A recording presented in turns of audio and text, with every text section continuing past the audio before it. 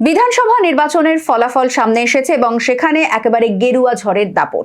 আমাদের সবারই ফলাফল জানা, বিজেপি পেয়েছে 207টি আসন শতাংশের নিরিখে, যা 45.84%, এবং তৃণমূল পেয়েছে 80টি আসন শতাংশের নিরিখে 40.80%।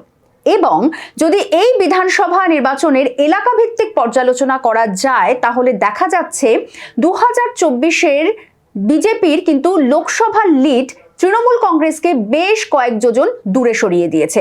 অর্থাৎ বেশ কয়েকটি আসনে লোকসভার নিরিখে কিন্তু তৃণমূল কংগ্রেসের থেকে বিজেপি এগিয়ে রয়েছে।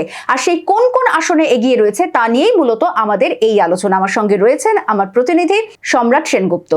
সম্রাট, যেটা জানতে চাইছি যে আমরা যদি 2024-এর লোকসভা নির্বাচনের ফলাফল দেখি তাহলে বিজেপি 12টি আসনে জিতেছিল, কিন্তু এই বিধানসভা নির্বাচনে বিজেপির এই বিপুল জয় এবং এলাকা ভিত্তিক যদি পর্যালোচনা করা যায় তাহলে দেখা যাচ্ছে বেশ কয়েকটি আসনে কিন্তু বিজেপি লিড পাচ্ছে।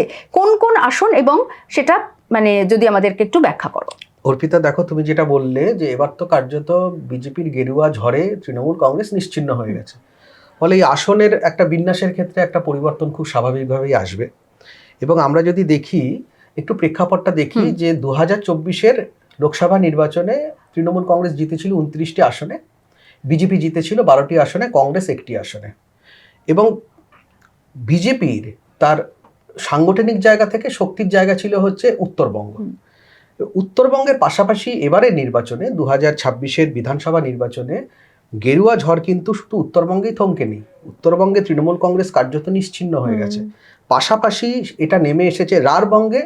বিজেপির একটা ভালো সংগঠন ছিল, কিন্তু শুধুমাত্র রাঢ়বঙ্গ নয়, রাঢ়বঙ্গের পাশাপাশি তুমি জঙ্গলমহল দেখো, কলকাতা শহর দেখো, শিল্পাঞ্চল দেখো, শহরতলি দেখো, দক্ষিণবঙ্গের একটা বিস্তীর্ণ এলাকায় হচ্ছে যে বিজেপি কিন্তু দাঁত ফুটিয়েছে এবং ভালো রকম। তৃণমূল কংগ্রেস সেখানে প্রায় নিশ্চিহ্ন হয়ে গেছে।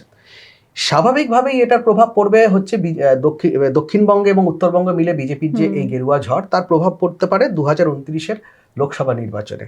এবং বিজেপি 207টি আসন জিতেছে, প্রায় 46% হচ্ছে যে ভোট শেয়ার বিজেপির পক্ষে গেছে।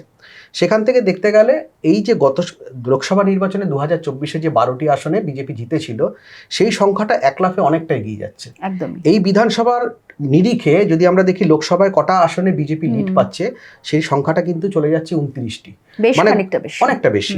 গত লোকসভা নির্বাচনে 29টি আসন ছিল তৃণমূল কংগ্রেসের, একই ফিগার দেখাচ্ছে এবার 29টি আসন পেতে পারে হচ্ছে বিজেপি এই হিসেবের পরিপ্রেক্ষিতে। গত বছর আমি যদি একটু দেখে নিই, দেখো, গত 2024-এর লোকসভা আসনে বিজেপির রাজ্যের 42টার মধ্যে ছিল 12টি আসন। কি কি আসন ছিল? দার্জিলিং, জলপাইগুড়ি, আলিপুরদুয়ার, বালুরঘাট, রায়গঞ্জ, মালদা উত্তর, এগুলো সবকটাই হচ্ছে উত্তরবঙ্গে বিজেপির একটা স্ট্রং অর্গানাইজেশন সেখানে ছিল। পাশাপাশি তুমি দেখো নেমে এসেছে রানাঘাট, বনগাঁ, মানে নদিয়া থেকে উত্তর 24 পরগনা নাম ছিল, কাঁথি, তমলুক, শুভেন্দুর নিজের গড় পূর্ব মেদিনীপুর সেখানে ছিল, এবং বিষ্ণুপুর এবং পুরুলিয়া অর্থাৎ রাঢ়বঙ্গে ছিল। এই গত বিধানসভা ভিত্তিক যদি আমরা এলাকা ভিত্তিক ফল বিশ্লেষণ করলে দেখা যাবে বিজেপি এখন 29টা লোকসভা আসনে এগিয়ে থাকছে। কোথায় কোথায় আমি একবার তোমায় বলি, দেখো, দক্ষিণবঙ্গ এবং শহরতলি যদি আমরা ধরি, গতবার কিছু আসনে বিজেপি হেরেছিল, তৃণমূল কংগ্রেসের আসন ছিল, সেইগুলো এবার বিজেপির দখলে আসতে পারে একদম, মানে এই বিধানসভা নির্বাচনের নিরিখে। কোথায় কোথায় দমদম, বারাসাত, যাদবপুর, শ্রীরামপুর, হুগলি, আরামবাগের মতো গুরুত্বপূর্ণ কেন্দ্রগুলো কিন্তু বিজেপি এগিয়ে রয়েছে। আমি চলে যাই, দেখো, রাঢ়বঙ্গ এবং জঙ্গলমহলে, ঘাটাল, ঝাড়গ্রাম। ঘাটাল অর্থ হচ্ছে সেখান থেকে তৃণমূলের সাংসদ দেব। আচ্ছা, ঘাটাল, ঝাড়গ্রাম, মেদিনীপুর, বাঁকুড়া। গত বছর বিষ্ণুপুর হারালেও বাঁকুড়া জেলা থেকে বাঁকুড়া লোকসভা আসনটি তৃণমূল জিতেছিল। এই ঝাড়গ্রাম, মেদিনীপুর, বাঁকুড়া এবং ঘাটাল, এখানেও এবার গেরুয়া ঝড় উঠেছে। এবং আমরা যদি হিসেব করি, মানে একটা লোকসভা আসনে সাধারণত 7টি বিধানসভা আসন থাকে, তার নিরিখে এবার কে কটা পেলো, কটা তৃণমূল কংগ্রেস পেলো, কটা বিজেপি পেলো, তার নিরিখে যদি আমরা হিসেব করেছি, তাতে আমরা দেখতে পাচ্ছি এই আসনগুলো এবার 2029-এর জন্য বিজেপির জন্য সেফ সিট, মানে বিজেপি জিততে চলেছে। দেখো, বাস্তবতা এবং সম্ভাবনার মধ্যে একটা ফারাক থাকে, কিন্তু ফলাফলের ভিত্তিতে একটা বড় লিডে থাকছে, অঙ্কের হিসেবে বলছে যে লিড করছে এখানে।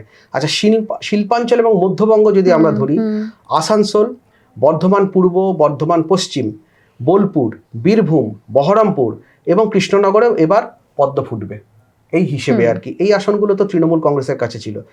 আরও ইম্পর্টেন্ট হচ্ছে উত্তরবঙ্গে বিজেপি গত 2024-এর লোকসভা নির্বাচনে সবকটি আসন পেলেও তৃণমূল কংগ্রেস পুনরুদ্ধার করেছিল কোচবিহার আসনটি। কোচবিহারে তৃণমূলের জগদীশ বাসুনিয়া সাংসদ হয়েছিলেন, বিজেপি হেরেছিল সেখানে।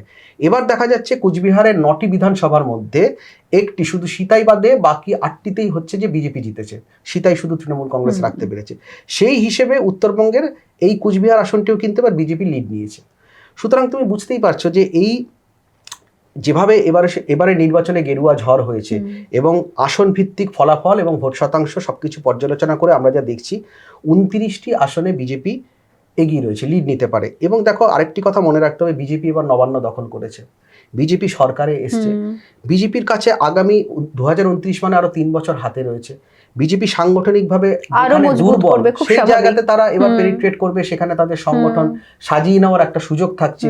তারা যেখানে তৃণমূল কংগ্রেসের শক্তিশালী সংগঠন ছিল, সেখানে তৃণমূল কংগ্রেসের সংগঠনের উপর প্রভাব পড়বে কিনা, তৃণমূলে ভাঙন ধরবে কিনা, বিজেপিতে কিছু লোক চলে যাবেন কিনা, সবকিছু মিলে, এবং প্রশাসনে থাকার একটা তো কোথাও গিয়ে অ্যাডভান্টেজ আছে, সেই অ্যাডভান্টেজ পাবে বিজেপি তার সংগঠন করার ক্ষেত্রে।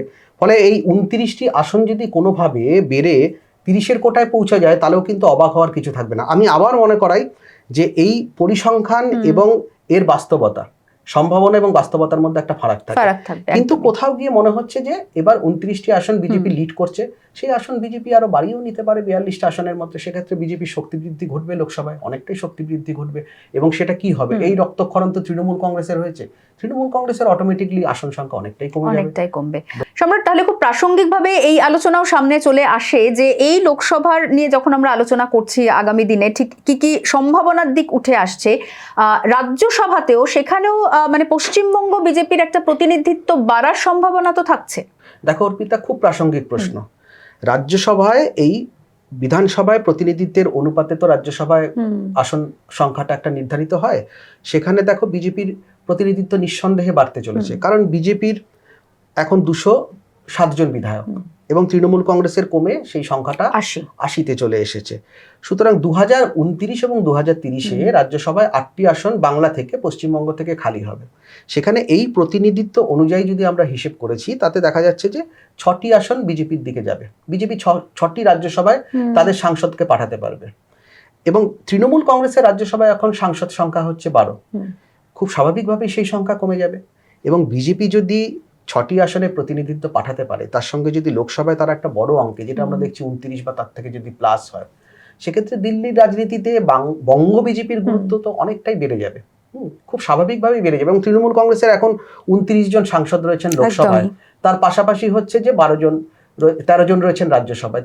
তৃণমূল কংগ্রেসের 42 জন সাংসদ, 2 কক্ষ মিলিয়ে, সেটা কমে যাবে এবং কমে সেটা বিজেপির পক্ষে অনেকটাই এগিয়ে যাবে। ফলে বিজেপির বাংলার রাজনীতি থেকে বিজেপির বঙ্গ বিজেপির গুরুত্ব কতটা, সেই নিয়ে অনেক সময় প্রশ্ন ওঠে যে বাংলার মন্ত্রী সেভাবে প্রতিনিধিত্ব নেই বিজেপির থেকে, কেন্দ্রীয় মন্ত্রিসভাতে পূর্ণমন্ত্রী সে অর্থে নেই। ফলে সেই জায়গা থেকে বিজেপির দিক থেকে কিন্তু বঙ্গ বিজেপির একটা শক্তি ওখানে অনেকটা বেশি প্রদর্শিত হবে। ফলে বঙ্গ বিজেপির একটা গুরুত্ব দিল্লির রাজনীতিতে অনেকটাই বাড়বে। মানে অর্থাৎ সম্রাট, একটা কথা বলা যায় যে এই 26-এর বিধানসভা নির্বাচনের ফলাফল শুধুমাত্র মানে বঙ্গ বিজেপির শক্তি বৃদ্ধি করেছে তা না, আগামী দিনে দিল্লির রাজনীতিতেও এই বঙ্গ বিজেপির একটা সমীকরণ পরিবর্তন হবে এবং শক্তি বৃদ্ধি হবে, সেটা বলাই বাহুল্য। মূলত এই বিষয়টা নিয়ে আমরা একটা আলোচনা করার চেষ্টা করলাম, কারণ যে বিধানসভা নির্বাচনের ফলাফলের নিরিখে, অর্থাৎ একেবারে আসন ভিত্তিক যে পর্যালোচনা সামনে এসছে, তার থেকে আগামী দিনে এই সম্ভাবনার দিকটা অন্তত স্পষ্ট হতে পারে, কিন্তু বাস্তবের সাথে ফারাক থাকতে পারে, যেটা আমরা আগেও বললাম। তবে একটা কি আভাস পাওয়া যাচ্ছে সেটা বোঝার চেষ্টা করলাম। আজ এই আলোচনা আমরা এখানেই শেষ করছি। তবে আপনারা সমস্ত খবরের জন্য অবশ্যই নজর রাখুন দ্য ওয়ালে, কারণ খবর এখন এখানেই।